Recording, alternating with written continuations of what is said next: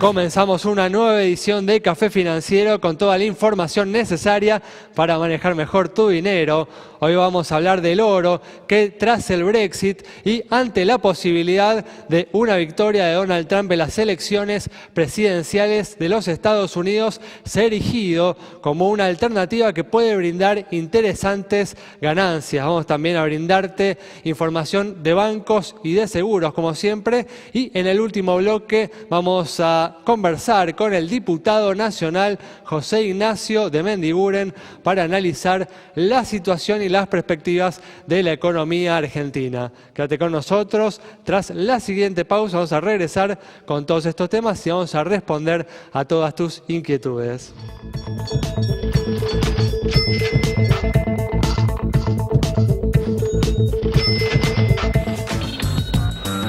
Bueno, ya estamos aquí con la presencia de Santiago Chelala, también nos acompaña como siempre Yamila Escala y hoy, al igual que el miércoles, contamos con la presencia de Ramiro Marra. En esta oportunidad, como hacemos todos los viernes, para brindar recomendaciones de inversión a todos ustedes y a todos aquellos que están analizando qué hacer con su dinero. ¿Qué tal? ¿Cómo andan? Muy bien, ¿cómo les va? Gracias por estar una vez más aquí. Vamos a arrancar rápidamente con todo lo que tenemos para hoy y vamos a comenzar hablando de seguros. Hay empresarios que advierten que las nuevas regulaciones de la Superintendencia de Seguros de la Nación en materia de responsabilidad civil automotor pueden terminar provocando que solo los más ricos cuenten con una protección adecuada contra la posibilidad de un accidente con víctimas fatales. Un tema preocupante. Yamila nos va a ampliar este tema. Así es, importante enojo en el sector porque directamente cuando se modificó la cuestión de la responsabilidad civil y ese monto que ofrecen las compañías, ¿sí? Ustedes saben y ya les habíamos explicado, por un lado está la responsabilidad civil obligatoria que pueden cubrir las compañías, ¿sí? en el orden de los 400.000 pesos, y por otro lado la voluntaria, que es la que ofrecen la mayoría de las compañías y que ahora elevó ese monto a 6 millones de pesos, un monto que va en consonancia, que tiene que ver con el valor que se le otorga en los hechos, en los siniestros fatales, ¿sí? y que incluso en el último tiempo ha llevado a que varios fallos para las compañías salieran a favor, ¿sí? de los damnificados porque estaba de alguna manera mal asegurada la persona. Bueno, concretamente, ¿y a qué se refiere Ale con esto de por qué los más ricos gozarían de, bueno, esa es la expresión que están utilizando los empresarios, ¿sí?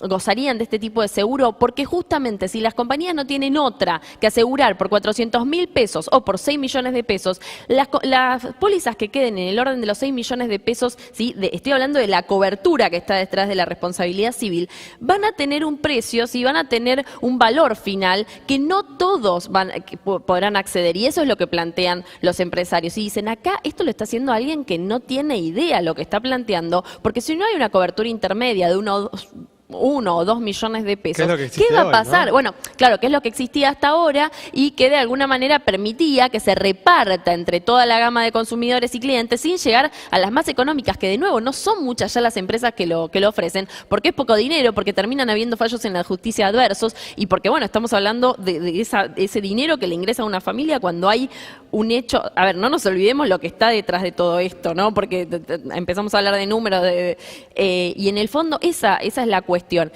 Veremos cómo sigue, porque el enojo es importante y tiene que ver nada más ni nada menos que con lo que se paga por mes en materia del seguro automotor, que todos los que tienen un auto sabemos que lo tienen que tener, que contratar. Así que, bueno, está planteada el primer puntapié en torno a una discusión que va a traer cola en lo que queda del año. Esperemos que no se configure un mercado solo para los más ricos, un mercado de seguros para autos. Muy bien, vamos a cambiar de tema y como adelanté hace unos instantes, vamos a hablar ahora del oro, que tras el Brexit y ante la posibilidad de una victoria de Donald Trump en las elecciones norteamericanas, se ha erigido como una alternativa de inversión que puede brindar interesantes ganancias en los próximos meses. Santiago nos brinda información sobre esta opción. Y siempre que hay algún tipo de riesgo en el sistema económico, de algún tipo de crisis, el oro funciona como refugio para los inversores. En lo que va del año ha subido 25% el metal precioso. En la Argentina se pueden conseguir, los ahorristas pueden comprar oros en las dos versiones que ofrece el mercado, que son lingotes de 5 gramos y también mexicanos de oro, estas monedas que se acuñaron y que también están a la venta de inversores minoristas. Vemos en pantalla entonces cuánto valen, fíjense, los lingotes de 5 gramos, Puente Hermanos $186, Ciudad $202, Cambio Alpe 231, Superville 234, Giovinazo 236 y Trascambio $238 por cada lingote de 5 gramos. En cuanto a los mexicanos de oro que les comentaba recién, Banco Piano lo ofrece más barato, $1.632 por cada moneda, Cambio Alpe $1.652, Ciudad $1.674, Pasamar $1.708 por cada mexicano de oro. Y vemos que sigue subiendo el precio, Giovinazo $1.752, Trascambio $1.762 y ya cerca de $1.800 está Superville al cierre de la lista. Toda esta información, por supuesto, la pueden encontrar en detalle en nuestra página de Facebook. A tener en cuenta entonces, porque dicen que si gana Trump en Estados Unidos puede subir la onza de oro otros 25% más. Recuerden, ¿no?, que el mexicano de oro, cada moneda contiene 37 gramos de oro, ¿no? Por eso la diferencia de precio entre el mexicano de oro y el lingote de 5 gramos. Muy bien, hablando justamente de inversiones, vamos a abrir esta sección que dedicamos todos los viernes a brindarte recomendaciones para aquellos, ¿no?, que están analizando qué hacer con su dinero. Bueno, justamente, ¿qué tenemos para hoy, Ramiro? Bueno, ahora ya terminando el boom de las LEVAX, empezó el boom de las LETES, letras del tesoro que te pagan el 3% a 77 días, que aparte tienen el beneficio de que podés comprar dólares a tipo de cambio mayorista.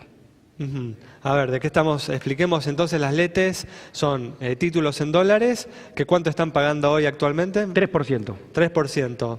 ¿A qué plazos? A 77 días y también tenemos a 256 días que pagan el 3.25. Y estás comprando dólares al precio mayorista, que está más o menos unos 30 centavos, 20, dependiendo del día, del tipo de cambio minorista, ¿no? Exacto. Tenés un beneficio del 1,5-2% extra por esa posibilidad. ¿Y por qué ves como atractiva una opción en dólares, teniendo en cuenta que la moneda norteamericana en los próximos meses muestra una perspectiva de bastante calma, ¿no? Claramente es difícil imaginar que le pueda ganar a la inflación en los próximos meses, incluso hasta, me animaría a decir, de acá hasta las elecciones legislativas del año que viene. Sí, estamos hablando para inversores muy conservadores que tienen dólares guardados, que empiezan a buscar otras alternativas al plazo fijo conocido. Ahora también hay plazos fijos en dólares, entonces es otra alternativa. Después, para inversores que quieran buscar un poco más de riesgo, ya pueden ir en búsqueda de bonos provinciales o de bonos largos, como el DICA, el PARA. Porque además mataste a las LEVAX, que todavía están dando un 29% a 30 días, ¿no? Que uno no podría decir que esa es una rentabilidad despreciable, ¿no? Sí, pero queda poco tiempo. Entonces ya hay que empezar a ver en perspectiva qué es lo que viene. Y esto es de lo que se está hablando. Por eso estás esperando que las tasas de las LEVAX continúen bajando en las próximas licitaciones. Exactamente, que lleguen al 25% para fin de año. Perfecto. Y entonces mencionaste entonces en pesos, en particular, decir la opción que más te gusta en pesos. En pesos, acciones. Para los que quieran tomar un poco más de riesgo, ahí pueden comprar acciones del panel general, como Agrometal o Cresud del sector agrícola, o también pueden ir por el sector de la construcción con empresas como Dicasa o Juan Minetti. Muy bien, perfecto. Bueno, con estas recomendaciones de Ramiro, nos vamos a un corte. Quédate con nosotros en instantes. Estamos nuevamente con vos.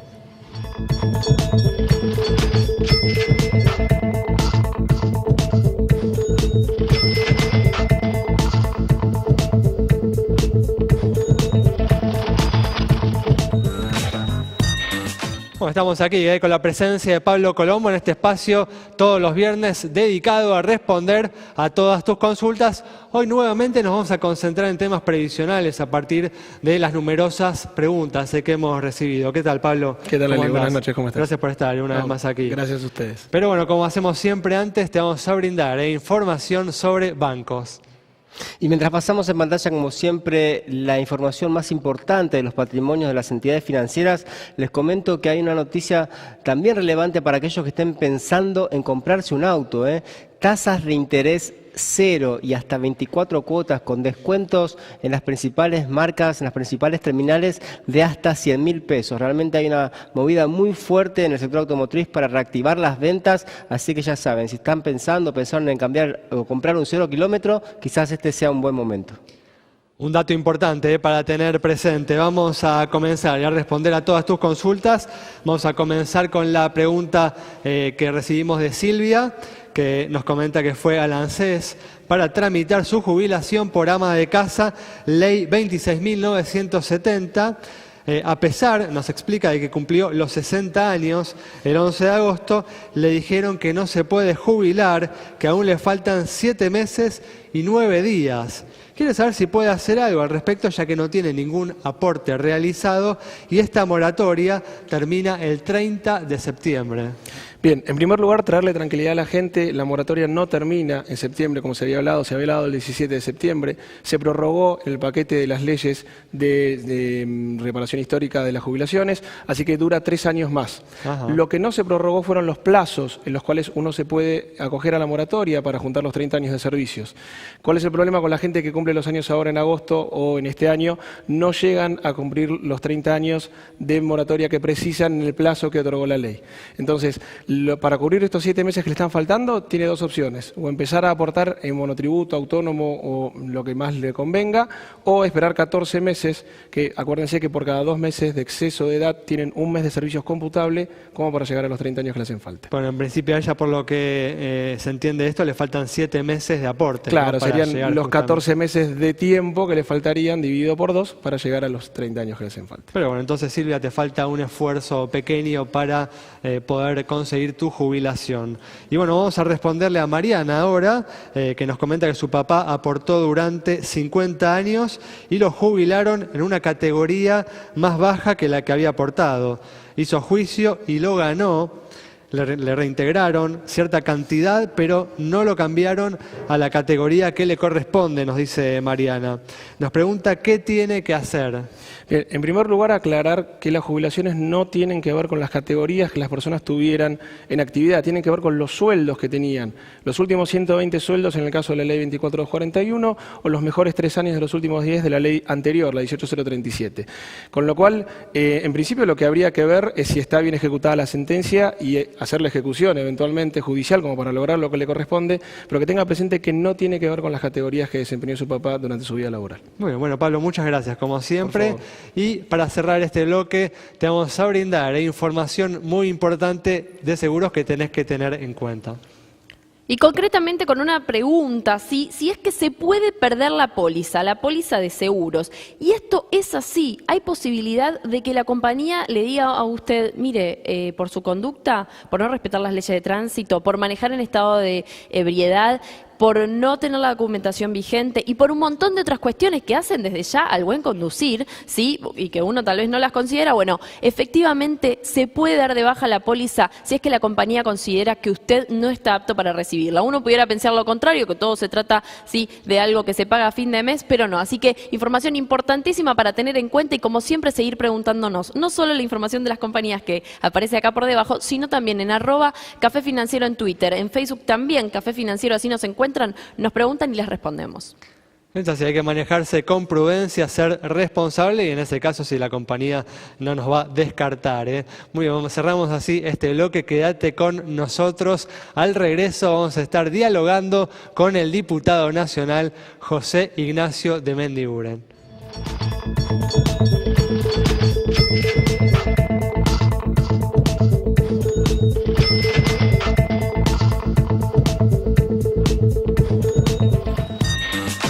Ya estamos aquí con la presencia de José Ignacio de Mendiguren, diputado nacional por el Frente Renovador. ¿Qué tal? ¿Cómo andás, José? Muy bien. Gracias por venir, gracias por estar una vez más aquí. Un gusto.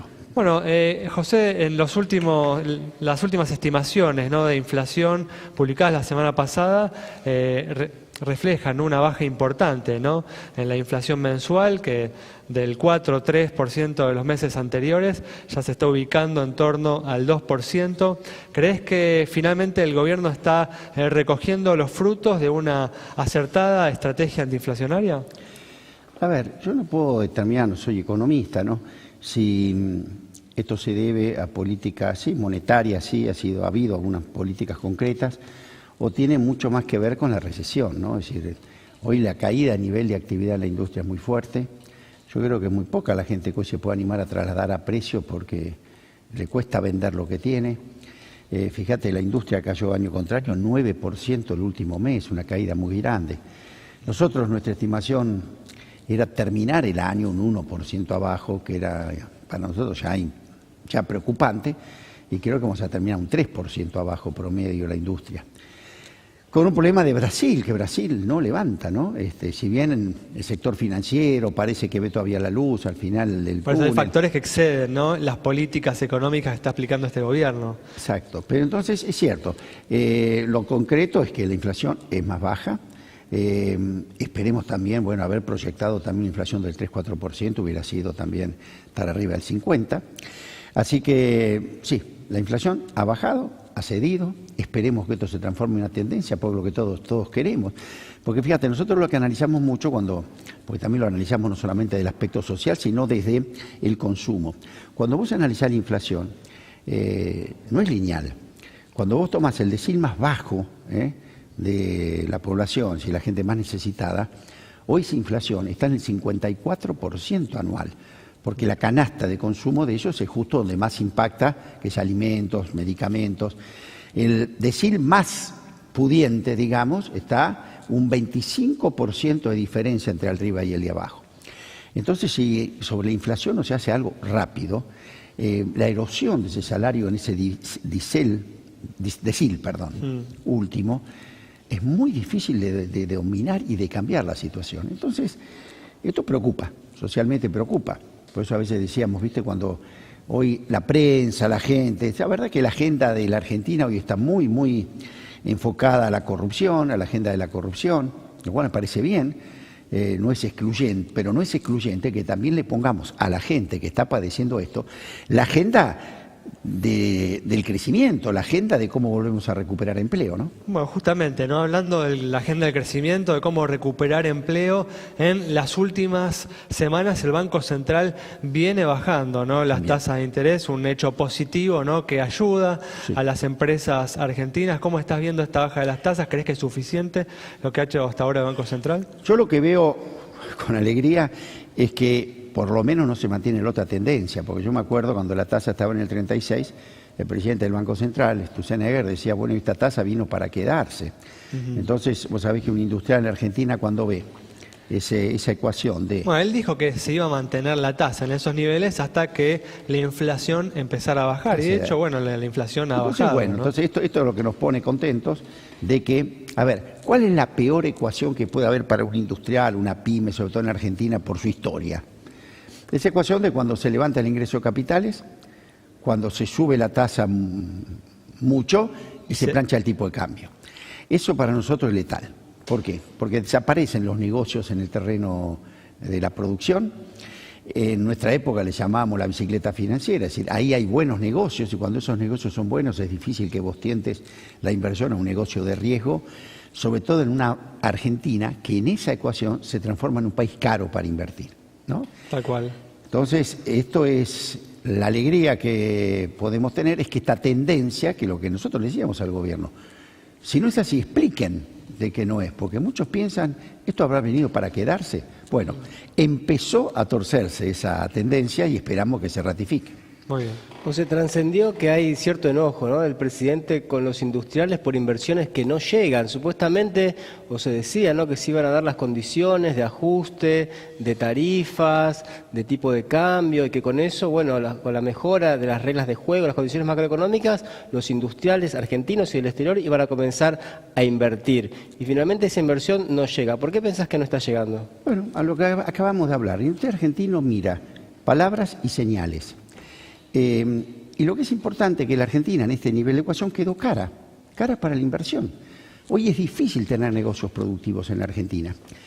Vos fijate que creo que hace mal el presidente en equivocarse, porque uno no gobierna alemanes o franceses, gobierna argentinos, que ya traen una experiencia de permanente cambio de la regla de juego.